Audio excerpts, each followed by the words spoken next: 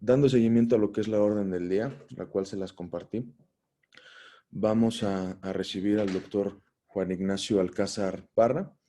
El doctor Juan Ignacio Alcázar Parra, él es médico familiar, tiene alta especialidad en cuidados paliativos, realizó su alta especialidad, justamente él proyecta su plantilla, realizó su alta especialidad en España. Actualmente él trabaja en el Hospital Central Militar como médico adscrito al Servicio de Cuidados Paliativos. También es jefe de servicio de medicina familiar en la unidad de medicina familiar número 13 y también se desempeña en diversos hospitales, que es Hospital de Oncología Integral Satélite, Hospital Star Médica, Hospital Ángeles Lindavista, etcétera, etcétera. Él colabora con nosotros como profesor adjunto de este tipo de cursos en la Asociación de Médicos Residentes y Especialistas en Medicina Familiar, lo que es SAMBROFAC. Es socio de nosotros también. Él es socio federado de la Federación Mexicana de Especialistas y Residentes en Medicina Familiar. Justamente el año antepasado tuvimos la oportunidad de que nos representara como ponente en el Congreso Nacional de Medicina Familiar, el cual se llevó a cabo en la ciudad de Zacatecas. Y pues bueno, el día de hoy va a estar con nosotros hablándoles un poquito sobre lo que es el tema de cuidados paliativos y principalmente orientado a la medicina familiar y no solo a los médicos familiares, sino también a los médicos residentes. Muchísimas gracias, estimado doctor Alcázar. Qué gusto verte de nuevo por este medio.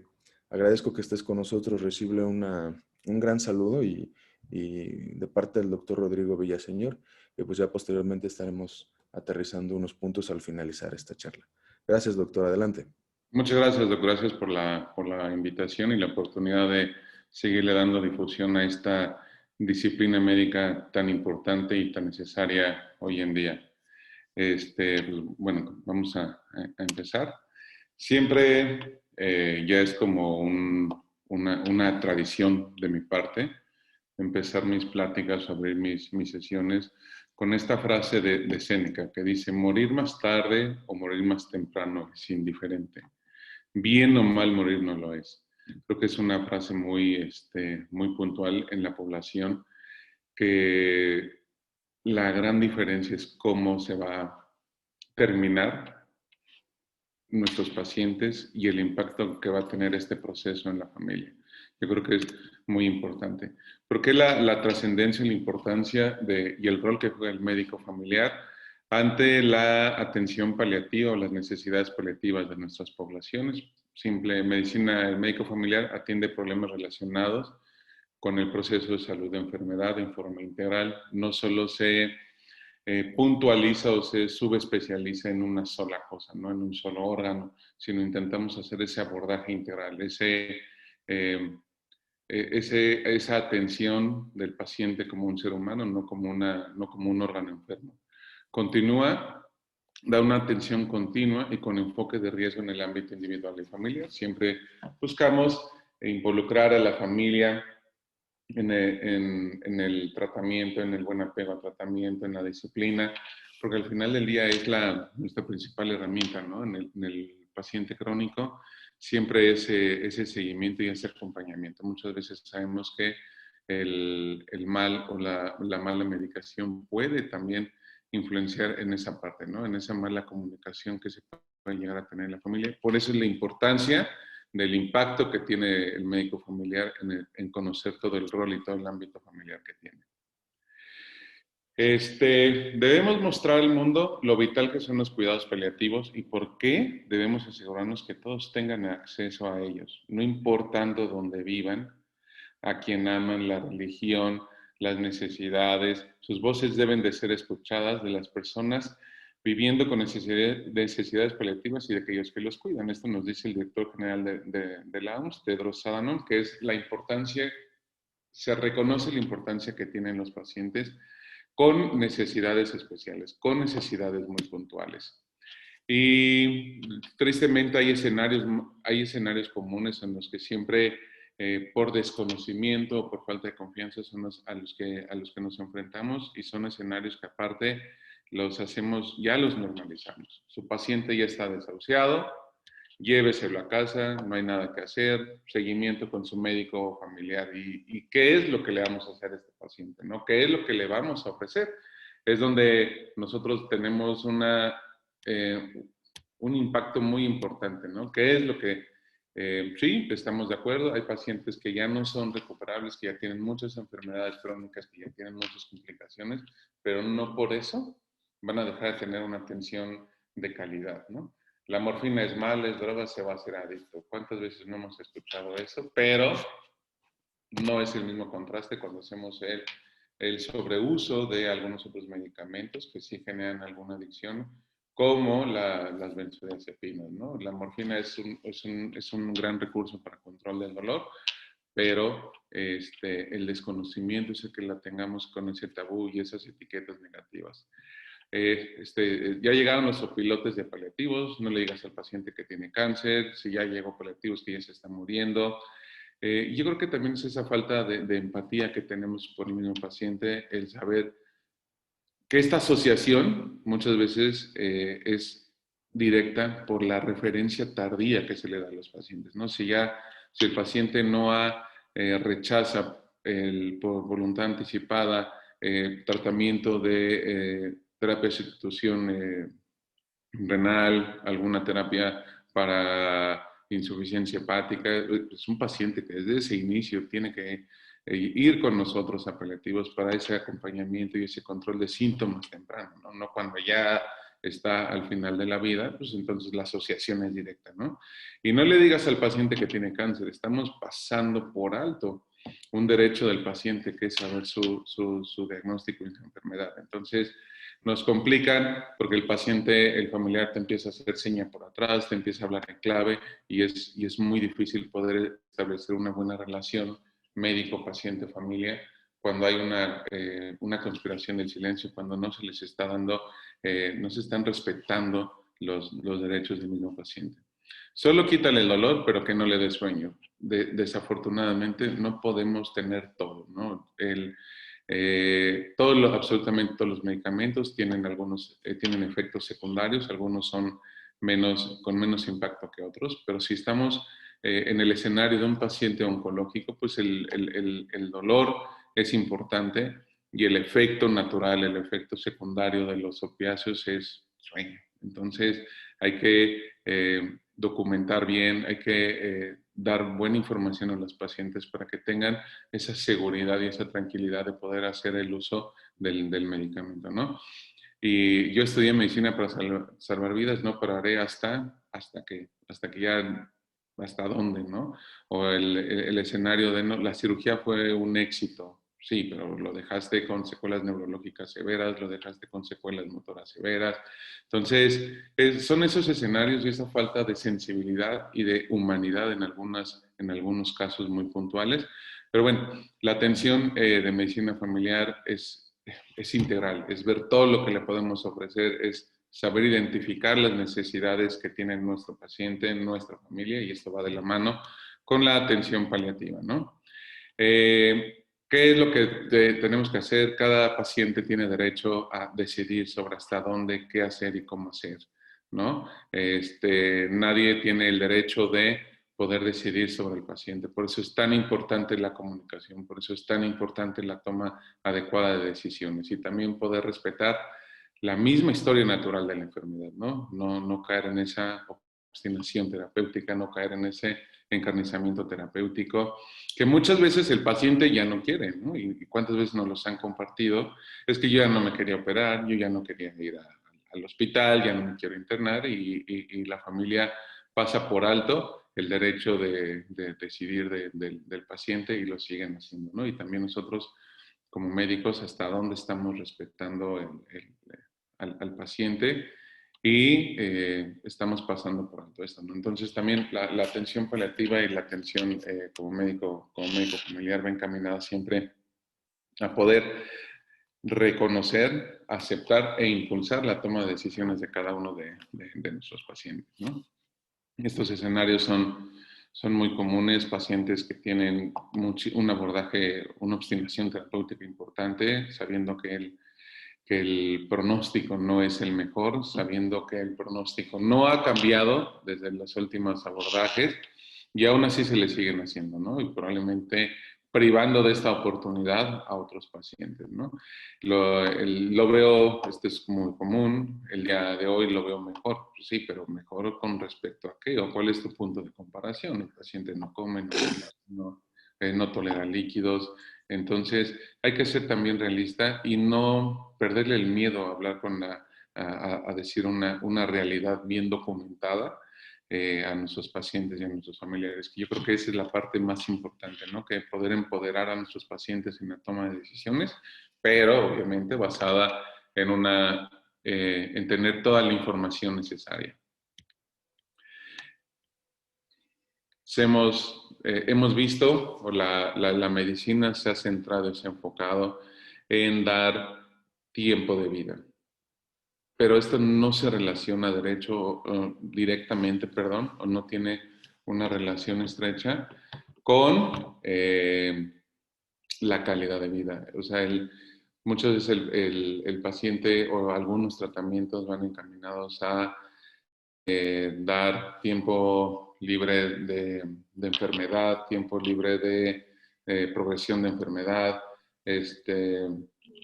tiempos de mayor número en años, pero eso no significa que tengan una calidad de vida puntual, una buena calidad de vida, ¿no? Entonces, saber que la calidad de vida es mejor que tener una cantidad de vida, ¿no? Y en esa parte nos centramos mucho como médicos para poder hacer ese abordaje, ¿no? Pacientes que tenemos con secuelas severas, con problemas importantes como un efecto de una enfermedad, una secuela. Pacientes con caquexes importantes, con procesos de desnutrición severo por una enfermedad oncológica que probablemente tiene una carcinomatosis peritoneal con un compromiso 100% de cavidad gástrica de esófago. Y el paciente ha entendido que entre más se estimule la vía oral o entre más intente comer, pues más náuseas, más vómito va a tener y que se siente más mal, ¿no? Y el médico y la familia no está sensibilizado en que pues, probablemente ahorita la alimentación ya no es prioritaria hasta por la misma historia natural de la enfermedad, ¿no? Entonces, hacer gastrostomías, poner sondas, no va a cambiar el proceso, el pronóstico de la enfermedad. Va a ser al contrario, ¿no? Va a incrementar los síntomas. Entonces, ¿qué estás paliando? ¿Al paciente o a la familia o al médico? ¿Quién está tomando esas decisiones? Entonces, como debemos de reconocer, darle la dignidad al paciente, probablemente buscar la mejor estrategia al síntoma que tenga nuestro paciente en ese momento y a partir de ahí empecé a tomar esa serie de decisiones, ¿no? Enfermedades o con secuelas en cavidad oral por algún cáncer localmente avanzado, donde la prioridad sigue siendo es que no comes, que le duele, pues sí, pero o sea, la realidad de este paciente es esta, ¿no? Probablemente buscar estrategias. ¿Cuántas veces no revisamos o decimos, pasamos por alto o obviamos algunas cosas en las consultas que pueden ser el punto de quiebre para hacer un mejor diagnóstico, un mejor abordaje para sus pacientes, ¿no? Entonces son escenarios diferentes y esto nos dice que son necesidades diferentes cada uno, ¿no? Entonces nosotros nos debemos de centrar en nuestro paciente, en nuestra familia y a partir de ahí ir poniendo metas de trabajo para irlas cumpliendo, ¿no? De acuerdo a las necesidades de cada uno de nuestros pacientes. Enfermedades con cáncer metastásicas importantes, con progresiones de enfermedades donde los mismos médicos nos dicen, está bien. Bueno, yo creo que a simple vista, sin ser oncólogos, pues vemos una dermatitis por rayos X, una lesión úlcera infiltrante que sin lugar a dudas le va a generar dolor. Y esta paciente con un dolor intenso, ¿por qué no abordarlo con un opioide? ¿Por qué no? ¿Por qué quedarnos con dosis muy, muy bajas, dosis subóptimas de algún opioide, quedarnos con los AINES, quedarnos con complejo B, que son cosas que no vamos a dar, ¿no? Entonces, por eso es la importancia de saber distinguir y hacer una referencia oportuna. Enfermedades con progresiones, enfermedades con lesiones que pese a que han estado en tratamiento, pues no hay una respuesta favorable, ¿no? Y bueno, aterrizando un poquito más, en cuanto a orden del día, vamos a ver qué son la definición, las definiciones más actuales de qué son los cuidados paliativos, el panorama nacional con las normas oficiales, la guía de práctica clínica, criterios de terminalidad y el instrumento de las necesidades paliativas. Yo creo que no necesitamos, así como hay criterios específicos para una referencia a segundo nivel, para pacientes con lesión renal, con daño hepático, con diabetes, pues también hay criterios para poder hacer una referencia oportuna a esta atención paliativa, ¿no? Ese abordaje multidisciplinario que necesitan nuestros pacientes, ¿no? Entonces yo creo que la importancia parte de aquí, de saber hacia dónde vamos a caminar y qué es lo que le vamos a ofrecer a nuestros pacientes y por qué la importancia del reconocimiento de la atención paliativa, ¿no? Entonces, los cuidados paliativos sabemos que van a mejorar la calidad de vida de los pacientes y de sus familias, porque reconocemos que las necesidades son físicas, que son psicológicas, que tienen un contexto social o espiritual. Hay pacientes que su principal preocupación o lo que le da mayor estrés y lo que le está condicionando un descontrol de síntomas probablemente es que no ha tenido ese acompañamiento religioso, ¿no? Y al poderlo ofrecer, se controlan o mejoran esos síntomas, ¿no? La calidad de vida de los cuidadores también mejora, independientemente si los cuidadores son un personal de salud o si es la familia. Si el paciente tiene un buen control de síntomas, si el paciente no está en delirio, si el paciente controla el dolor, también la calidad de vida en todo su tejido social inmediato, pues se va a contener. Si el paciente está en crisis, todos están en crisis. Si el paciente tiene dolor, todos están en dolor, ¿no? Entonces, por eso si tú contienes o haces un buen control de algún síntoma, algún buen control de una enfermedad, pues todo su impacto en el contexto social inmediato también va a ser positivo. Se estima que anualmente 40 millones de personas necesitan cuidados paliativos. O sea, aterricemos en México, ¿no? O sea, un tercio de la población necesita atención paliativa. De estos 40 millones, solo el 14% está recibiendo esta asistencia. ¿Qué quiere decir esto? Que los pacientes en casa, en hospital, en consulta, tienen un sufrimiento físico, tienen un dolor, tienen insomnio, tienen ansiedad, tienen hiporexia, están cansados y nadie está atendiendo esos síntomas. Y están sufriendo de manera innecesaria, ¿no? Una barrera es la complejidad de acceso al sistema, al servicio y a los medicamentos controlados, ¿no? ¿Cuántas veces desde medio institucional tenemos limitaciones, acceso abierto a algunas cosas, limitaciones importantes en otras? En el medio privado el costo, la accesibilidad también no es tan fácil, ¿no? Entonces eso también nos va a limitar el impacto que podamos tener en nuestros pacientes. La falta de formación y concienciación sobre los cuidados paliativos por parte de los profesionales, como ya les dije, el cardiólogo, el nefrólogo, las otras especialidades que dicen, no lo voy a mandar, todavía no, todavía tiene una nefrona que le funciona, todavía esto lo vamos a meter a operar, le vamos a seguir dando quimioterapias. Ya no va a tener un impacto positivo, ¿no? Al contrario, o sea, el seguir haciendo esos tratamientos invasivos va a ir mermando cada vez la calidad de vida, ¿no? Y va a ir mermando el estado de salud, la independencia de nuestros pacientes, ¿no? Entonces, saber que esta parte tampoco va a limitar lo otro, ¿no? Porque somos una especialidad que suma, que nos vamos a subir al esfuerzo de los demás médicos, pero nos vamos a centrar en esa parte, ¿no? La necesidad mundial de cuidados paliativos seguirá aumentando como consecuencia de la carga que representan las enfermedades no transmisibles, los crónicos, el proceso de envejecimiento, el incremento de las enfermedades oncológicas, el deseo y la autonomía de los pacientes en rechazar los tratamientos. Entonces, todo eso va teniendo una repercusión y va aumentando la necesidad de este tipo de atención, ¿no? Una asistencia paliativa temprana va a reducir las hospitalizaciones, los costos, la sobredemanda de los servicios de salud, la la asistencia paliativa también puede ser el conocimiento y la difusión de la voluntad anticipada, donde el paciente desde antes o al inicio de la enfermedad, él puede decidir hasta dónde llegar, ¿no?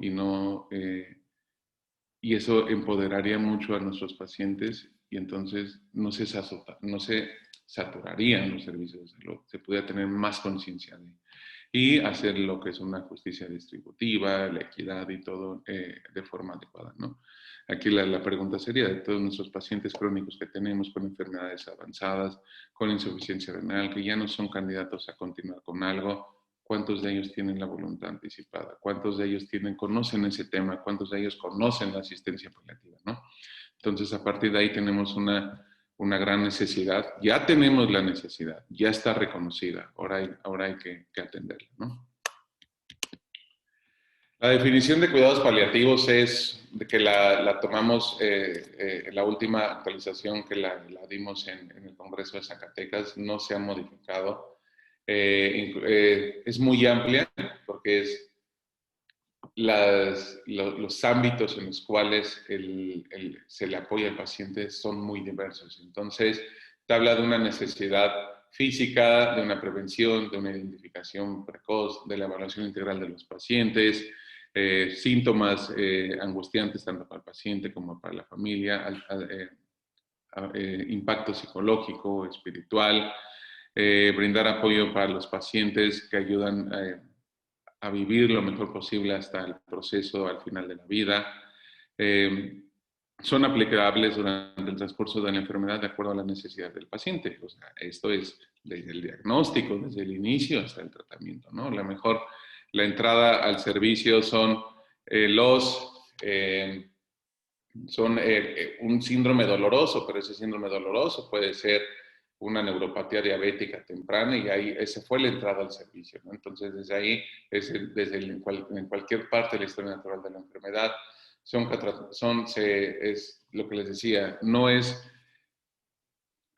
o un tratamiento, no es excluyente, vamos a sumar, se da y se suma ante los tratamientos que modifican directamente la enfermedad, pueden influir positivamente en el curso de la enfermedad, no pretenden modificar el transcurso, ¿no? O sea, la muerte, la historia natural de la enfermedad afirman la vida y reconocen la muerte como un mismo proceso. Entonces se le da dignidad a todo este proceso.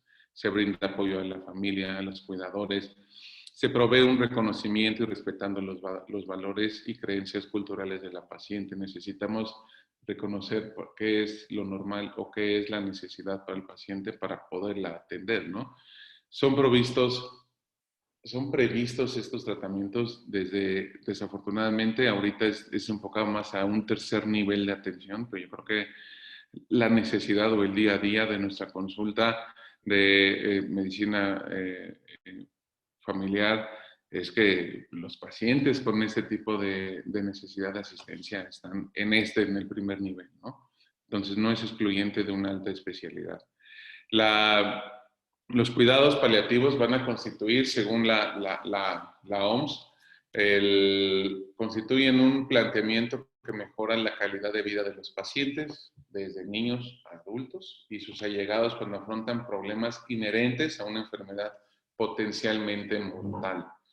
Previenen, y alivian el sufrimiento a través de la identificación temprana, la evaluación y el tratamiento correcto del dolor y otros problemas, sean estos de orden físico, psicosocial o espiritual. Entonces aquí reconoce todos los ámbitos donde puede tener necesidad nuestros pacientes, que los pacientes tienen necesidades paliativas, que tienen síntomas difíciles, que tienen necesidades de probablemente medicamentos controlados, desde recién nacidos hasta adultos, ¿no? Adultos mayores, grandes, esos pacientes que tienen secuelas desde algún procedimiento, alguna enfermedad, desde niños o algunos adquiridos con edad, ¿no? Entonces, la necesidad es muy amplia. El marco poblacional en el que tenemos impacto es como médico familiar, desde pediátricos hasta geriátricos. Entonces, si tenemos esa formación, también tenemos que tener ese reconocimiento y esa sensibilidad, ¿no? La norma oficial de la NOM 011 nos dice que son puntualmente los criterios para la atención de enfermos en situación terminal a través de cuidados paliativos. De aquí, esta parte, estas dos palabras, nos están sesgando muchísimo, nos están eliminando a muchos pacientes que tienen necesidades ¿En qué paliativas. momento abrieron los Doritos? No sabía que quieren galletas. ¿Podrían cerrar su micrófono, por favor? Aquí, esta parte de situación terminal nos excluye a muchos pacientes, ¿no? A lo mejor tenemos un paciente con una enfermedad oncológica, con pacientes con una terapia de sustitución renal que hizo una peritonitis aguda, y que tienen mucho dolor, que es una enfermedad crónica no curable, pero como no es terminal, entonces, según la norma, ya descalifica a estos pacientes. Entonces, la atención paliativa, como les decía, es a lo largo de la historia natural de la enfermedad, ¿no? Y los criterios, pues al final del día, deben de ser muy puntuales. Al final, son una guía que nos dicen cuáles serían los pacientes que sí pueden entrar o no pueden entrar. Ya les hicimos una batería, ya sabemos qué criterios hay, ya tenemos todos. Y ahora, ¿qué hacemos con esta información? ¿Qué hacemos con estos pacientes? Ese es el gran déficit que tenemos, ¿no? Dentro de la misma norma hay algunos casos que podemos resaltar, que es la calidad de vida, que son las condiciones físicas, psicológicas y sociales concretas que permiten al paciente en situación terminal actuar de acuerdo a sus objetivos, expectativas, creencias en el contexto de sus relaciones familiares y sociales. Textualmente nos dice, ¿pero qué es la calidad de vida? El reconocer la individualidad de cada uno de nuestros pacientes. Lo que para unos significa calidad de vida o lo que para unos les da ese valor de calidad, para otros no lo es tanto. Entonces, el poderlos identificar, poderlos redefinir, le va a ayudar mucho a poder alcanzar este contexto, esta definición a cada uno de nuestros pacientes. La claudicación familiar, todo el impacto que tiene en el contexto, en el tejido social inmediato de nuestra familia, el cansancio, la fatiga, el cansancio físico, emocional, económico, la pérdida de roles, la pérdida, las crisis que pueden existir en nuestra familia. Entonces, por eso es tan importante saber. Hay estrategias muy puntuales en la medicina paliativa para poder hacer esta pausa, para poder evitar esta claudicación, ¿no? Entonces, esto es meramente familiar, ¿no? Poder distinguir las crisis y saberlas abordar, ¿no? Cuidados paliativos, perdón. El cuidado activo y total de aquellas enfermedades que no responden a un tratamiento curativo, el control del dolor y de otros síntomas, así como la atención de aspectos psicológicos, sociales y espirituales. Es que no responden a un tratamiento curativo. Todas las crónicas, ¿no? Todas las enfermedades crónicas no son curativas, responden a un tratamiento de control, pero no curativas. Entonces, pues yo creo que todos necesitaríamos tener esa formación, esa sensibilidad en cuidados paliativos para poder ir abordando y poder ir cubriendo calidad de vida, evitar claudicación familiar, tener un impacto positivo en el contexto social, en el tejido social de nuestros pacientes, ¿no? Un enfermo en situación terminal, a la persona que tiene una enfermedad incurable, irreversible y que tiene un pronóstico de vida no mayor a 6 meses. Entonces, el paciente enfermo en situación terminal lo podemos tener presente, lo podemos tener sentado frente a nuestro consultorio, porque a lo mejor los parámetros clínicos, los parámetros bioquímicos nos dicen que ya está en esa situación terminal, pero funcionalmente pueden estar ahí enfrente de nuestro consultorio. Entonces, la situación terminal es muy diferente al paciente ya hacia el final de la vida, creo que es ahí donde podemos tener ese conflicto, ¿no? Por eso es tan importante saber que todos los criterios que se deben de tener, se deben de cumplir a cabalidad para poder ya darle esa parte de situación terminal a un paciente, ¿no? La obstinación terapéutica a la adopción de medidas desproporcionadas o inútiles, que ya no van a tener un impacto positivo en la calidad de vida, que ya no van a tener un impacto positivo en el pronóstico y aún así se siguen haciendo, ¿no? Son las cosas que luego no llegamos a entender o que nosotros seguimos propiciando. Plan de cuidados paliativos, la norma nos los marca como el conjunto de acciones que van a programarse y que van a realizarse, las metas de trabajo que vamos a tener con nuestros tratamientos, las metas terapéuticas, para ir controlando todas estas situaciones que ya vimos, ¿no? Control de síntomas, reconocimiento de necesidades, a lo mejor de psicología, espirituales, religiosas, de alimentación, todo ese plan que tenemos que trazar, ¿no? Y como médico familiar, ¿cuál es nutrición, rehabilitación, psicología? Podemos tener un impacto, ¿no? Y muchas veces simplemente hacemos muchas cosas de medicina paliativa, pero no las hemos reconocido como tal. Creo que eso es lo más importante, ¿no? Reconocerlos y a partir de ahí saber qué es lo que estamos haciendo, saber que no es nada más porque está bien el plan de supervisión, porque viene eso, sino la importancia que podemos tener y el impacto positivo que podemos tener con nuestros pacientes.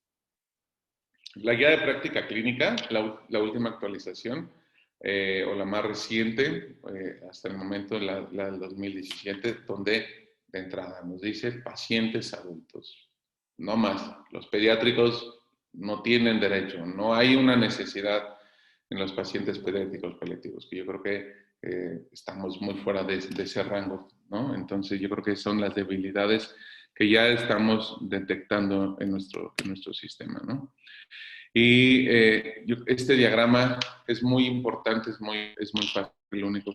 Lo que nos está diciendo es que hay el paciente oncológico, no oncológico con una enfermedad progresiva, si está en terapia curativa o modificadora de la enfermedad, si tiene cuidados curativos, se puede dar un mejor o un manejo de soporte médico y una atención en cuidados preventivos nada más. No tiene esta terapia, nos vamos a ir hacia cuidados paliativos y entonces ahí explota toda la información, ¿no? ¿Cuáles son las causas o cuál es lo que vamos a atender, los centros que vamos a tener, cómo vamos a dar ese seguimiento, que pueden ser la atención domiciliada, la atención hospitalaria, la atención ambulatoria? ¿Por qué es tan importante tener esa relación con la familia? Porque no podemos atender de forma, no podemos hacer ese impacto en domicilio a todos nuestros pacientes, pero sí podemos hacer que nuestra familia conozca y pueda describir perfectamente a nuestro paciente. Entonces, hacer ese seguimiento a través de la familia, ¿no? A través de cuadernos de síntomas, de control de síntomas, de diario de síntomas, de diario de medicamentos. Esa es la mejor herramienta, ¿no? Centros para adultos mayores. Es un ideal, pero culturalmente no es tan fácil poderlos abordar, ¿no? Entonces, ¿cuál es siempre una valoración constante para control de síntomas? ¿Cuáles son los síntomas? El principal síntoma o la puerta de entrada a cualquier servicio de salud es el dolor. Me duele, me siento mal, me siento muy cansado, me duele, como me duele no como me duele tengo náusea, como me duele tengo vómito, cuando vomito me da dolor. Entonces, dolor es el síntoma cardinal a valorar constantemente, ¿no? Entonces, ¿cuál es nuestra obligación? Pues conocer el dolor, definición de dolor, esquemas de dolor, ¿no? Entonces, si esta es la parte cardinal, pues donde debemos de generar habilidades, ¿no? Síntomas respiratorios, sintomatología urinaria y poder hacer esa relación con todos, ¿no? Y saber que los síntomas respiratorios, la disnea, pues el oxígeno no es el principal tratamiento para controlar la disnea. Te va a disminuir la ansiedad, pero la disnea, el principal tratamiento son los opioides, ¿no? Sintomatología urinaria, hay disuria como secuela de radioterapia, como secuelas de quimioterapias, que no se van a controlar con antisépticos urinarios, con modificadores de pH de orina, ¿no? Que se van a modificar con neuromoduladores, porque es una alteración estructural, una lesión neuropática. Entonces, darle la importancia, si ya reconociste el síntoma, entonces poderle dar esa importancia que va a tener y el impacto en nuestros pacientes. ¿Cuáles son las acciones para mejorar la calidad de vida? Vías de administración. Oye, es que mi paciente tiene un cáncer de cavidad oral. Pues sí, pero solo tenemos, no tiene la gastrostomía, se perdió porque ya no es funcional. ¿Cómo vas a dar, cómo vas a ofrecer un tratamiento? ¿Cuáles son las vías de administración? No todos tienen la capacidad de tener una vía periférica, ¿no? O de darle seguimiento y mantenimiento a esa vía periférica. Hay otras vías, aplicación subcutánea, prácticamente por dispositivos subcutáneos, catéteres subcutáneos para una aplicación constante de medicamentos, el estado funcional, la independencia, el índice de CATS, que creo que es muy importante y poderlo estar revalorando periódicamente, ver piel mucosa, si está muy seco, si es una piel que se puede ulcerar, si está edematizada, qué efecto va a tener en la vía de administración de nuestros medicamentos, la depresión, si está en un estado de ansiedad, pues todos los síntomas van a estar exacerbados, ¿no?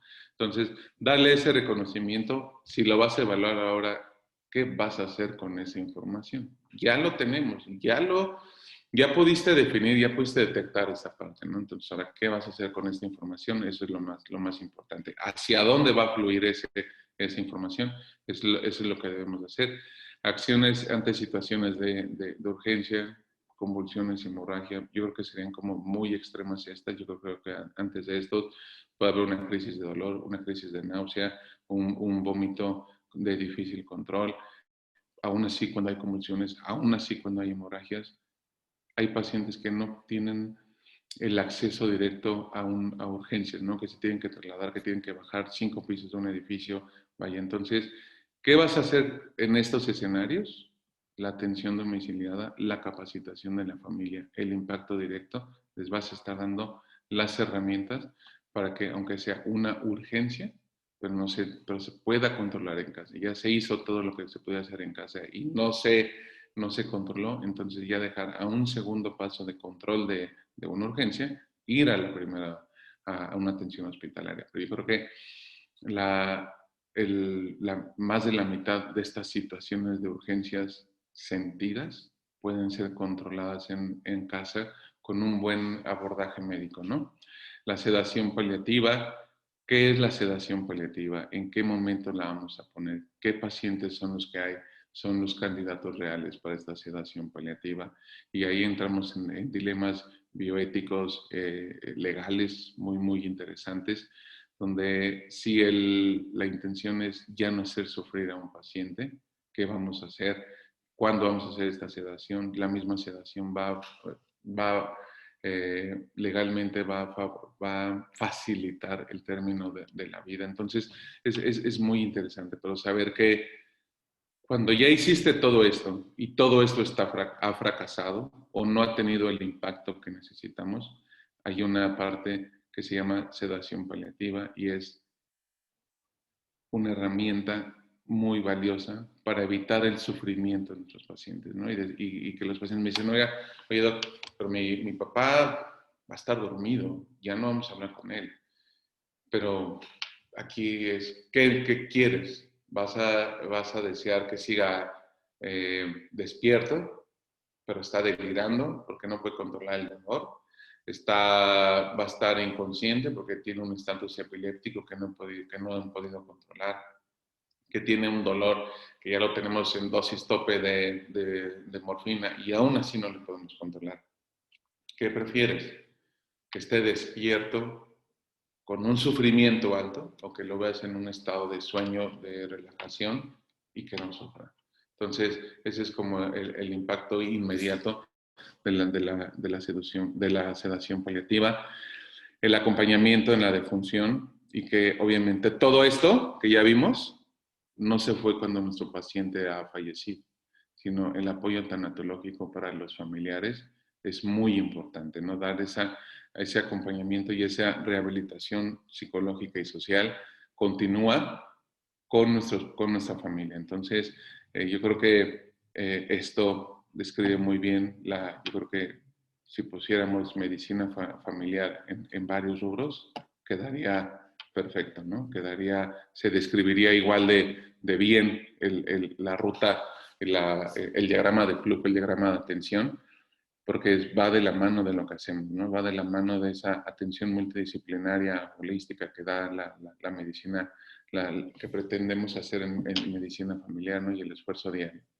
Pues bueno, estos son mis vías de contacto a través de la federación, a través del colegio, a través de la residencia. Pues es un trabajo de sensibilización importante, de conocimiento.